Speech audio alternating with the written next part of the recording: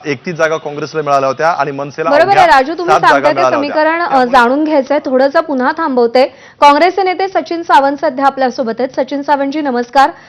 काँग्रेसचा आता जवळपास निश्चित झालेला आहे की त्यांना मुंबईमध्ये किंवा महाविकास आघाडीमध्ये आता मनसे नकोय, मनसेसोबत जायचं नाहीये. काय कारण आहेत काँग्रेसची? पहिली गोष्ट अशी की मुंबईच्या संदर्भामध्ये अजूनही केंद्रीय स्तरावरती निर्णय प्रलंबित आहे. लवकरच तो आपल्या सगळ्यांसमोर येईल. परंतु केंद्रीय नेतृत्वाची जी एकंदर प्रक्रिया आहे त्यामध्ये निर्णय घेण्याची, त्यामध्ये सगळे स्थानिक नेतृत्वाशी चर्चा केली जाते, पदाधिकाऱ्यांशी वगैरे, आणि ती सार्वत्रिक भावना जी आहे ती आम्ही त्यांना कळवलेली आहे आणि त्यामुळे लवकरच त्यांचा भावनांचा आदर राखून अशा तऱ्हेचा निर्णय कसं जायचं या संदर्भातला निर्णय येईल. त्यामुळे तोपर्यंत वाट बघण्याची आवश्यकता आहे. राहता राहिला महाराष्ट्र प्रदेश काँग्रेस कमिटीच्या अंतर्गत जी आम्ही बैठक झाली परवा पार झाली होती सगळ्या वरिष्ठ नेत्यांची, त्यातही या संदर्भामध्ये चर्चा झालेली आहे आणि आम्ही निर्देश दिलेले आहेत प्रदेशाध्यक्ष हर्षवर्धन सपकाळ की तिथे आघाडी करायची, कारण मुद्दे स्थानिक असतात, बहुतांश स्थानिक पातळीवरती वेगळी समीकरणं होऊ शकतात. परंतु इंडिया आघाडीच्या सदस्यांशी चर्चा करावी जर तुम्हाला तिथे आघाडी करायची असेल तर, अशा तऱ्हेचे निर्देश दिलेले आहेत. पण मनसे जर महाविकास आघाडीसोबत आली, निवडणुकीमध्ये जर तशी काही युती झाली तर तो तुमच्यासाठी प्लस पॉइंट नाही का ठरणार? नाही, आता हा पहिली गोष्ट अशी की स्थानिक स्वराज्य संस्थांच्या निवडणुकांमध्ये कसं जावं, कशा पद्धतीनं रणनीती असावी हा प्रत्येक पक्षाचा भाग आहे. आणि आता राहिला मनसेच्या संदर्भामध्ये तर हे त्यांच्या मनसेच्या स्थापनेपासून आमच्यामध्ये मतभेद आहेत, त्यांचे वैचारिक मतभेद आहेत, त्यांच्या एकंदर कार्याबद्दल किंवा त्यांनी एकंदर घेतलेल्या भूमिकांबद्दल मतभेद आहेतच ना, ते बघा ते जाहीरच आहे. परंतु या संदर्भातला निर्णय लवकरच केंद्रीय नेतृत्व आमचं त्या ठिकाणी घेईल, तो जाहीर होईल.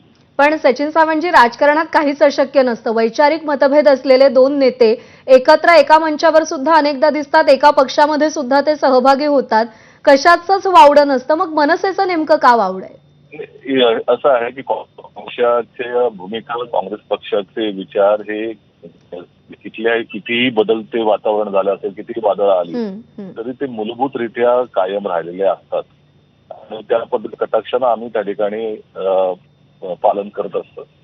त्यामुळे इतर पक्षांचं मी सांगू शकत नाही, पण काँग्रेस पक्षाची भूमिका या वैचारिक असतात. ठीक आहे. आपल्याला विनंती, आपण सोबत राहा. मनसेचे नेते संदीप देशपांडे सध्या आपल्या सोबत आहेत. संदीप देशपांडेजी नमस्कार. मनसेच्या सहभागाला किंवा मनसेसोबतच्या युतीला काँग्रेसचा विरोध आहे, अल्पसंख्याकांची मतं आणि परप्रांतीयांसोबत बाबतची मनसेची धोरणं हे त्यामागचं मुख्य कारण मानलं जात आहे. आपली प्रतिक्रिया, सचिन सावंत सुद्धा आपल्यासोबत आहेत. मुळात आम्ही असा कुठला प्रस्ताव दिलेलाच नाहीये काँग्रेसला, की काँग्रेसने आम्हाला प्रस्ताव दिलेला नाहीये. मग या वायफाय चर्चा कशासाठी? पहिली गोष्ट म्हणजे या वायफळ चर्चा नाहीयेत, कारण का राज ठाकरे आणि मनसे ज्या पद्धतीनं सध्या महाविकास आघाडीच्या मतचोरीच्या मुद्द्यावर किंवा मतदार यादीमधल्या घोळासंदर्भात सुरात सूर मिसळतीये, आक्रमक पवित्रा घेतीये. एकीकडे उद्धव ठाकरेंसोबतच्या युतीच्या चर्चा आहेत, त्यामुळे या सगळ्या चर्चांना नक्कीच उधाण आलंय. मुळात असं आहे की मतचोरी हा मुद्दाच वेगळा आहे आणि एकत्र निवडणुका लढवणं हा मुद्दा वेगळा आहे.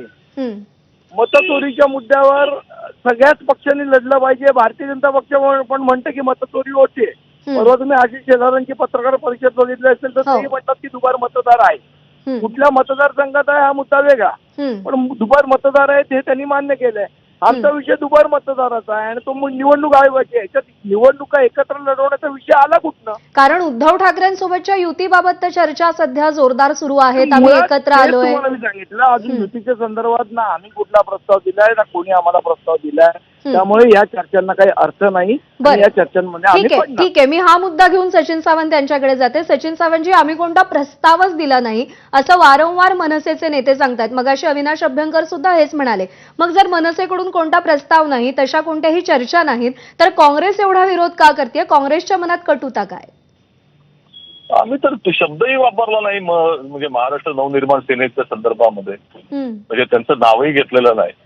त्यामुळे हे जे म्हणाले ते योग्यच आहे की अशा तऱ्हेचा कुठला प्रस्ताव चर्चेला आलेला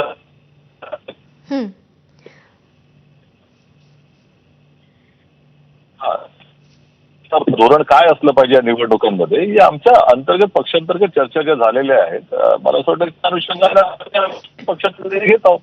सचिन सावंतजी, तुम्ही जरी आता म्हणत असलात की आम्ही मनसेचं नाव घेतलेलं नाही, तरी सुद्धा काही वेळापूर्वीच तुम्ही म्हणालात की आमची जी काही पदाधिकाऱ्यांची कार्यकर्त्यांची काय भूमिका आहे या संदर्भात ती आम्ही आमच्या पक्षश्रेष्ठींना सांगितली आहे. म्हणजे मनसेबाबत कुठेतरी सापत्न किंवा थोडीशी कटुता आहेच की मनात? नाही, प्रश्न असा आहे की तो आमच्या कशा पद्धतीने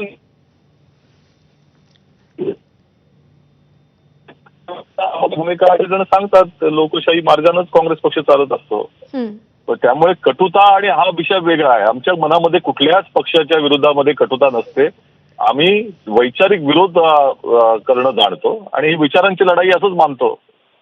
त्यामुळे भारतीय जनता पक्षाच्या बद्दल देखील खरं बघायला गेलं तर आमच्या मनामध्ये कटुता नाहीये. आम्ही त्यांचे वैचारिक विरोधक आहोत.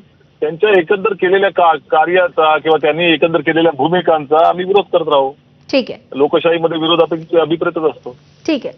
सचिन सावंतजी आणि संदीप देशपांडेजी दोघांचेही आभार सविस्तर प्रतिक्रिया दिलीत त्यासाठी.